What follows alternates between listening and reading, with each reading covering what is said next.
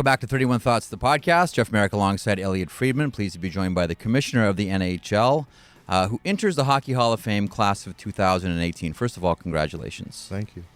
One of the things that's never been lost on me personally, Gary, about you is there are two words I seldom, if ever, hear you say. Uh-oh. Me and I. You talk about us and you talk about we a lot, but I want to ask you about you. But it's never about me. That's Well, why you don't hear the me and I. Going into the Hall of Fame Well. is about you. So here's the question. Why, in your estimation, why do you think you're on your way to the Hockey Hall of Fame? Why are you in? Based on what I've heard since I got the phone call, is it's been the growth of the game over the last 25 plus years. But again, that wasn't all me. That was a team effort, and the strength of the game and the strength of our league and the growth of hockey worldwide is a testament to literally hundreds, if not thousands of people. It starts with the players. It starts with all the people that work off the ice with the game. It's ownership. This is a collaboration that has grown the game, and I guess if I get some of the credit for it, I'm not going to, for 1 minute, believe it's all about me. I'm not going to let you off the hook. When you began, when you first took over as commissioner of the NHL, let's go back to 93, it was a small staff, small office. How much did you feel like a firefighter?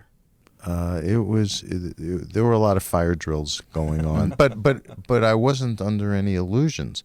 I understood where the NHL needed to modernize.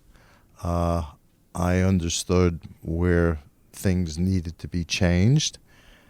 I understood it was going to take some time. It wasn't going to be like throwing a light switch. But I also understood, or at least believed, that's why I was brought in. I've always wondered, did anyone tell you not to take the job? Did anyone say, don't do this? David Stern said, you don't have to do this. Mm-hmm. You could stay here with me forever at the NBA, but I wanted to do this.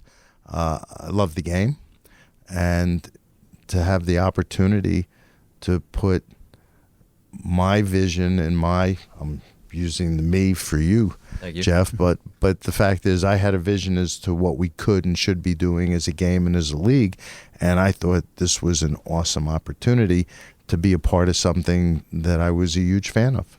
There's two stories about you that I've heard and I really like, and I want to ask you I hope about they're them. true. We'll find out. I know one is true. I've never asked you about the other, but I know one is true.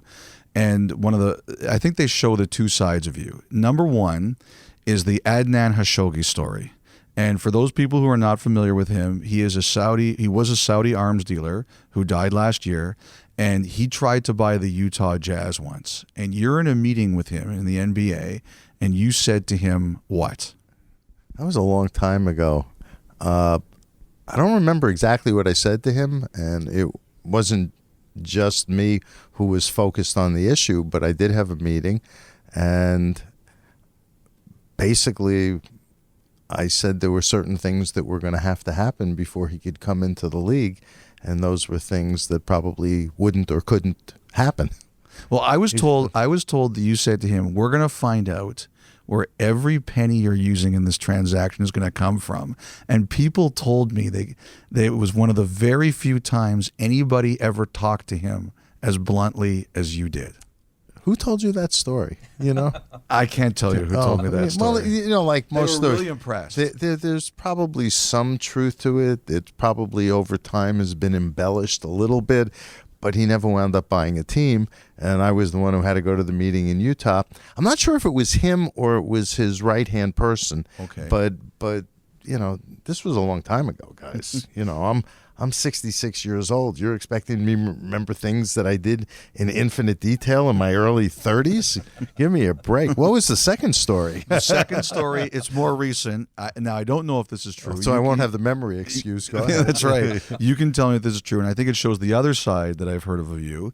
So 2 years ago, it's the 100th anniversary, and the NHL named their top 100 players through a vote. This is true. And I heard you called everybody on that list or their families, and you personally thanked them and congratulated them on doing that. Is that true? That's true, but I think the more interesting part of the story was I get the 100 names, and I said, I'm going to make the calls, and I'll do it 10 a day for 10 days. Is that all right? Because I have to do my other job. Actually, I think I did it in 2 days, and because it became an obsession. It's like I couldn't stop making the calls were great, and it's talking to the families, talking to the individuals, telling them what we were doing and how we were going to celebrate the 100 greatest. It like became an obsession, and so I didn't do anything else for 2 days but make the 100 calls. Did you have any star moments there? Any moments where I can't believe I'm talking to blank? Actually, every one of the calls was special. Right, this is the top 100. So they were all stars. They were all great. Some I knew better than others. Some I even had a relationship with. But the ones that really generically stick out in my mind were the calls to families for players who are no longer with us, because this is a recognition of somebody who's departed. Maybe they hadn't thought about as recently as they might otherwise, and for a number of people, it was very emotional. I had one call, I forget who it was. I kept calling and calling, and it didn't recognize the call on caller ID, so he thought it was some crank call. So finally, I get through, and he starts, will you stop calling me? Why are you calling me? I'm not buying what you're selling. And I said, no. Give me 2 seconds. I know the Shore family was really touched by everything specifically. I remember they reached out and mentioned to me how special that was for them. It was, again, it kind of, when you make 100 phone calls and you're saying a lot of the same things over and over again, because in addition to congratulating, and each element of the call that way was different, but then, okay, this is the logistics. This is how it's going to work. This is how we're going to bring you together and celebrate. That I had to do 100 times, and it was the same pitch all over again. That this is how it's going to work, but each call was special. Awesome. Late 60s, early 70s, the NHL expanded, as we all know, rapidly. Doubled in 67, then 72, there's a pair. And well, before that, 70 with Vancouver and Buffalo come in. And then WHA peels players away. And there was some feeling that at that time, the NHL as a product was very much watered down. You come into the NHL in 1993. I know there was a lot of pressure from a lot of owners for the NHL to expand again. How sensitive at that point were you to watering down the product, and who gave you the assurances, if it was any one person specifically, that there were enough hockey players to do this? Well, but 2 different points in time. When I came in, the day before I was elected commissioner, the league had decided to expand, right? And that was to South Florida and into Orange County, Anaheim. I didn't know when I showed up in Florida for the board meeting that was going to happen. That was something that Bruce McNall had orchestrated, and I was a little taken aback because I knew that there were a number of things we had to do to get things in order, and I wasn't so sure from a franchise stability standpoint, putting aside talent for a minute, that was the opportune time to do it. Now, bringing in South Florida and bringing in Anaheim turned out to be great for the league. And at the time, it was Wayne Huizenga and Blockbuster and Michael Eisner and Disney. But it took me a little bit by surprise, and I didn't know how much preparation had gone into it. And in fact, not everything had been buttoned down. So there was this public vote. Everybody announced it. It's wonderful. I get elected. And then behind the scenes, there were all sorts of issues that hadn't been resolved that I now had to deal with when I really wanted to get on with the task of focusing on what we did have and making it work. Now, having said that, they did come into the league the next season, and we made it all work. But it was a bit of a fire drill, and I'm not a fan of fire drills. I'm a fan of having things in order, being done thoroughly. When you have to deal with a fire drill, you do, but you try not to create your own. Relative to the number of people that play hockey and the sources of which we have talent, as we progressed and the league got more stable and franchises were more stable, I believe that there were always enough players to do whatever expansion we did, either when we did the 4-team expansion, 20 years ago over the 3-4 year period, or what we did with Vegas. When you look at the game and you look at the sources of talent and you look at how many gifted players come to play in our game, principally from Canada, then the U.S., and then Europe, I'm pretty comfortable that we have enough talent to do what we're doing. It's really tough to make it to the league, to make it to the show, and frankly, when you look at the level of skill that's being demonstrated every night in and night out, you say we have abundant talent. Biggest victory so far, and biggest regret. There are no final victories, and I don't like dwelling on regrets. I leave that for others. I could pick some stereotypical things that people point to. Do I like having work stoppages? I hate them. Mm-hmm. Okay, but when you don't have a choice, you got to do what you got to do. Mm-hmm. The system that we have in place has made the game better. It has made our product more entertaining. It has given us the most extraordinary competitive balance in all of professional sports. But we paid a price to get there. I wish we didn't have to, but we did. So it's a regret, and I don't like calling it a victory, because what we have is really a partnership. The players have done very well as we've grown the league and have shared in that. So it's not about victories and it's not about regrets. It's about a journey that we take with all the constituent groups, especially and including the fans, to give them the best possible experience. So let me follow that up. The one question I really wonder. Just one? Well, this is the one I wonder the most. We're coming up on something now, and you guys have a chance. You guys are going to discuss whether or not to keep it going through the reopeners. Is it at all important to you to have one CBA where there's no stoppage of any kind? Does that matter to you? It's beyond my control.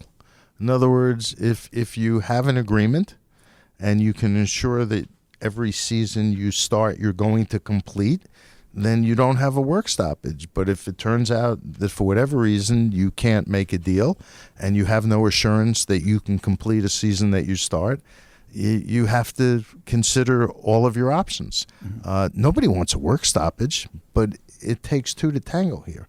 Okay, yes, management initiates a lockout, but that means there's no collective bargaining, and that a union can strike a collective bargaining agreement. A union can strike at any time. Well, you can't do that, particularly when people invest emotionally and financially in a season. So while I won't preordain anything, mm-hmm. and will bargain in good faith as we are legally obligated and morally obligated to do, but this is a joint deal. And if we have labor unrest, it's as much on the players as it is Players Association as it is on us. Further on decisions, it's been said before, philosophy is a way to talk yourself out of your feelings. Your feelings say one thing, philosophy overrides it. But have you ever made a decision based on, I think this is the right thing to do and I'm not going to let anyone talk me out of it, or any philosophy of the game or the issue talk me out of it? Well, I'll let anybody try and talk me out of anything, okay? Because I will take every viewpoint when I make a decision. But every decision I make, I try to make sure with a gut check that I think I'm doing the right thing. I don't think you can perform at a high level if you're playing games with your decision. You need to do what you think is right. If for no other reason that you want to sleep at night, and it helps if you think you're doing the right thing. And two, if you're guessing and you guess wrong, but it wasn't the right decision, then you can second guess yourself forever. I didn't articulate that well. What I'm really saying is, if you make a decision and it's the wrong decision, at least you have to be comforted by the fact that you did what you thought was right. Mm-hmm. Okay, nobody's going to be right 1,000% of the time. It's not realistic. So what you have to do is do your homework and make a judgment for the right reasons. And that's how I've always tried to conduct myself. That doesn't mean that everybody's always going to agree with me, and it doesn't mean that I'm always going to be right. But it means I'm going to do what I thought was right based on all the available information that the decision had to be based on. Commissioner, as I get older, and this goes kind of what Jeff asked and you answered, I learn more. I find myself searching to learn more. More podcasts, more books from people who are good thinkers or have been successful. Is there anyone you read or listen to? I'm a big fan of historical biographies. I like to see the circumstances that major figures in history were involved in and how they dealt with it and how they made their decisions. So that, don't read a lot of fiction, but I do like a lot of biographies. Is there anyone in particular? Like is there? One that came to mind a few years ago was Team of Rivals, which was about Abe Lincoln and, the uncertainty surrounding the future of the United States leading into the Civil War, and how he brought disparate people who had different political views and political loyalties together to try and meld a whole that would be more solid and work. And it was a challenge, but it was the right way for him to approach the challenges of the time. Further to that, then, on a similar note, social capital theory being the idea that the more you surround yourself with different people and different ideas, allows those ideas to travel faster and encourages more innovation. And as someone who, in the time that we've all known you in the NHL, you've always had eyes to what's next. How do you make sure that you're not just existing in an echo chamber, that you're reaching out and getting opinions from people that may not even necessarily have anything to do with hockey, but can contribute to the game? I try to keep myself informed. I get invited, fortunately, to a lot of CEO conferences, so I get to hear various things, even if they're not directly relevant or applicable to what they're doing. It's like going back to school periodically. I have an extraordinary talented group of senior executives. I've added to that group in the last couple of years with Steve Mayer, who takes care of content, with Heidi Browning, who used to be a senior VP at Pandora and is very well versed with the digital space and social media, and Kim Davis, who has been working on our CSR function. We've renamed it to Social Impact Growth and Legislation, and we're very focused on what we do in the community, on diversity and inclusiveness. And so I make sure that my senior team not only understands that we can have debates and we can all bring different things to the table, but I've also brought in new talent. As we're sitting here on Saturday, and this afternoon, as we're doing this interview, the Buffalo Sabres are playing the Vancouver Canucks. And you mentioned social media. And it's on the screen over there. And something happened interesting today. So Jake Virtanen scored for Vancouver, and there's a thing, and some of our competitors have created it, but I will tip my hat on this one, that whenever Jake Virtanen scores, you shotgun a beer. It's Shotgun Jake. And the NHL Twitter account, when Virtanen scored, they put up a GIF of it, and they said, Jake Virtanen scored, or something like this. You know what that means. And I thought that was great. And I'm wondering, you mentioned Heidi Browning and being in charge of that. I'm wondering, Commissioner, if we are finally heading into an era where the NHL is going to let down its hair and we're going to start to go even more into the personality age. Well, a lot of people think that we put the hair in a bun.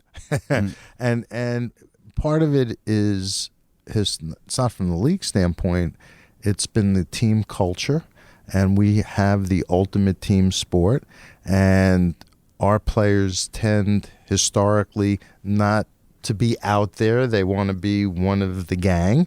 One of the great things about Wayne Gretzky in his era was, as big a star as he was, and he was as big as they came, he was always part of the team, and he always kept himself one of the gang. Mm-hmm.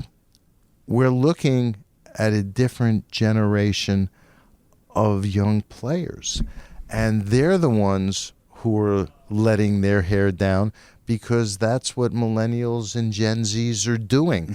And so I think it's great because our players have great personalities, and the more fans know about our players, the more they're going to embrace the players and the game. But we haven't tied their hands, and I think at the league level, and I think from the club level, managers and coaches are understanding that maybe young people today are a little bit different than they've been. It's not going to happen overnight. It's going to evolve.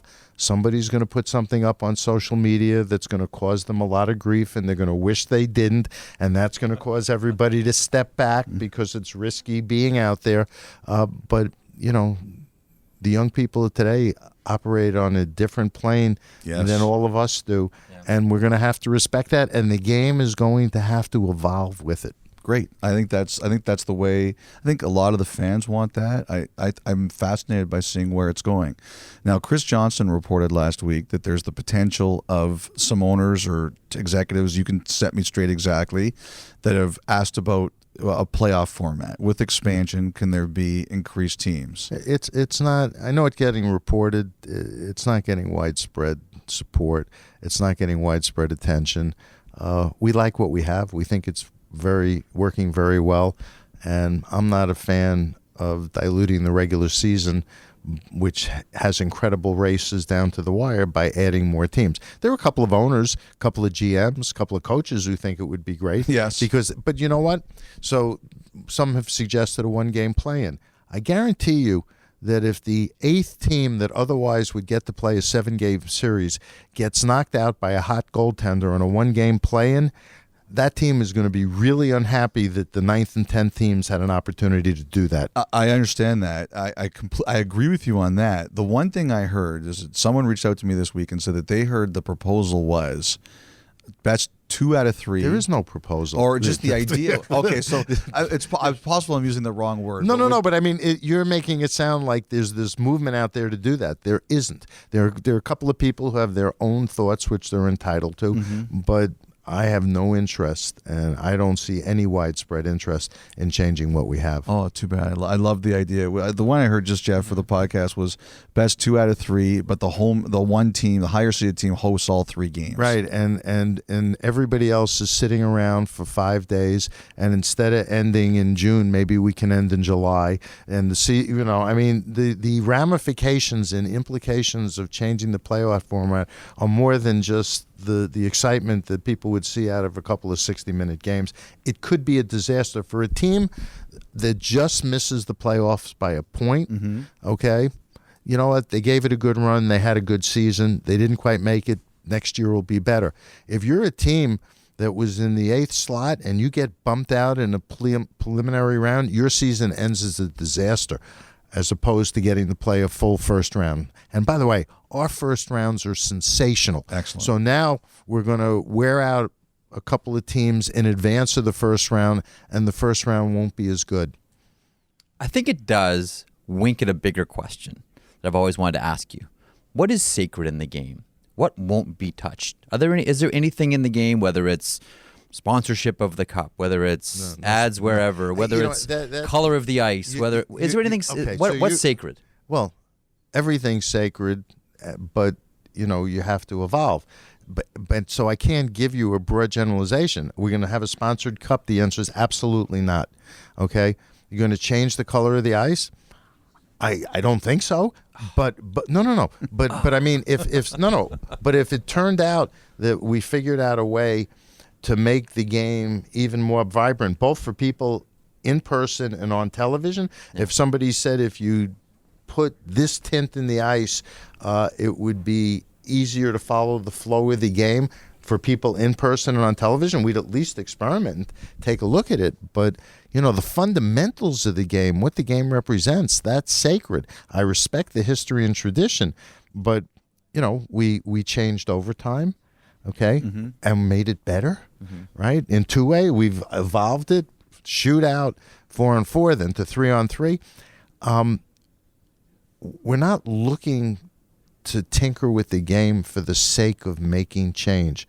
Game's really good, but we look at trends, and if we see adjustments we can make that would make it even more entertaining and more exciting, we're not adverse to testing them and then doing it. But, to say what's sacred and what isn't, that's like there's a list of things. Yes, if you raise the Stanley Cup, there will never be, as far as I'm concerned, any commercialization of the Stanley Cup. It is the iconic best trophy in the history of man in any sport.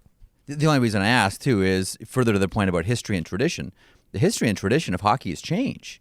We seem to think that this thing has been frozen going back to, the McGill rules or the Nova Scotia rule. The history of the game has been changed. Lester Patrick was at the forefront, changing on the fly.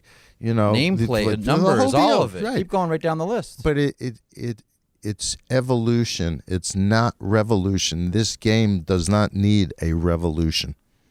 I have two last ones. Number one, you have made it very clear this weekend that when you got the call, it was important to you that Willie O'Ree go in at the same time. Why was it? Well, it was. I should say that you wanted Willie O'Ree to go in. I was focused on Willie going in. Okay, which is why the call to me was even a bigger surprise. So, and as the story goes, we were at a luncheon. I think there were 35, 40 people in a room toasting and roasting Frank Brown, our former VP of PR, his retirement, right? He'd been with me close to 20 years. And I wasn't even focused on the fact that the selection committee was meeting. I'd had a busy morning. I ran into the lunch. And then somebody towards the end of the lunch sent me a text saying the selection committee has concluded its deliberations. Okay. I'm going in the return text, did Willie get in? And I get no response. Now, again, this was the 60th anniversary of Willie joining the league and breaking the color barrier. And he's done such great work with the league for 20 years. I admire and respect him more than you can imagine. And so I thought it would be really good if he went in, particularly he's in his 80s and he's getting up there in years. And I was hoping that this would be something that he could enjoy with his family and really appreciate. So I don't get a response to my text. And then I see my phone rings and it's a 416 area code. So I'm hoping that somebody's calling me to tell me whether or not he got in. So I answered the phone, which I normally wouldn't have done in that group of people. And JD, John Davidson, and Lanny McDonald get on the phone. They identify themselves. And before they could say anything, I think I said, "Oh, did Willie get in?" And they go, "That's not why we're calling." and there's video because people in the room with me figured out pretty quickly what was going on. And the last thing I said when we got off the phone after I was able to speak, having been literally speechless and surprised, the last thing I said before we got off the phone was, "Did Willie get in?" And they said, "Yes, he got in. He doesn't know it yet. I don't want you to tell him."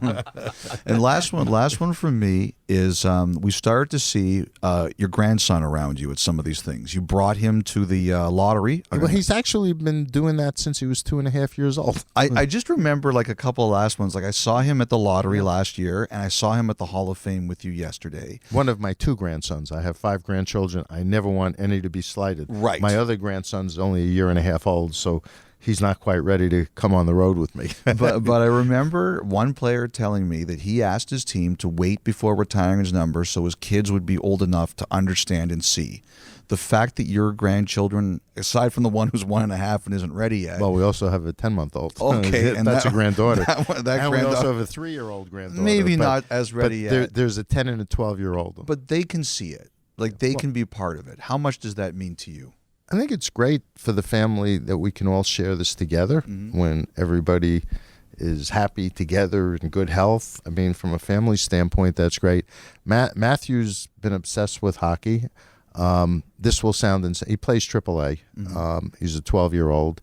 A former NHL player whose son's on the team also coaches him.